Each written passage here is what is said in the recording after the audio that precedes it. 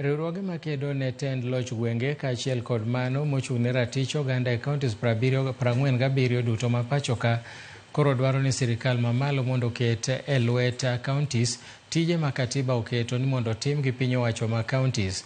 Riwruogego bende okwedo okang' mar temo puodho aguch omenda mar NG-CDF mondo omi ori e katiba ka gikoni doho noseng'ado ni aguluno en ataro mar chik. Dwaro ma kamagi biro bang' dok piny mar dongruok mopogore opogore e kauntis kaluwore ni sirikal mamalo pod omako tije moko mowinjore bed ni timo gi kauntis. MPs osieko gno dwa bedo gi CDF. CDF ni nyiso bedo rule out no oken constituency oken unit mar dongruok.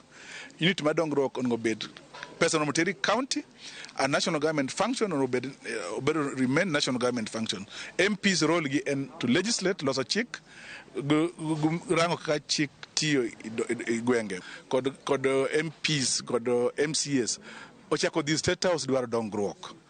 Owachon chik no wachon chik mar loso budget wachon budget loso National Assembly kod Senate. Koro wang'eyo ka koro pesa chako di state house kendo dwaro dongruok. Ngiso ni gi undermine chik ma Kenya. To gin joma loso chik no. Koro wakwayo ni state house oken ka dwaro dongruok.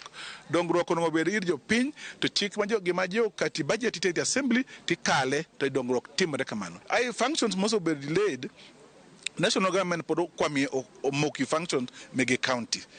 Koro national government pod gero chiro, national government pod kawo ndara gidhi gero kor gwenge to gigino no bed loch ma gwenge. Koro be loch ma gwenge to koro gwenge iso mayo gi function. Koro ka gitimo functions gi. Omik governors pesa otigo gik mano gitiyo, county government, national government otiek gi mondo gigo tire. Mane yakwa biro fulfill devolution kaka ne wadware chik ma 2010. Moko kuom mine mane onyuol kapod tindo mawuok e kauntis ma Homa Bay gi Migori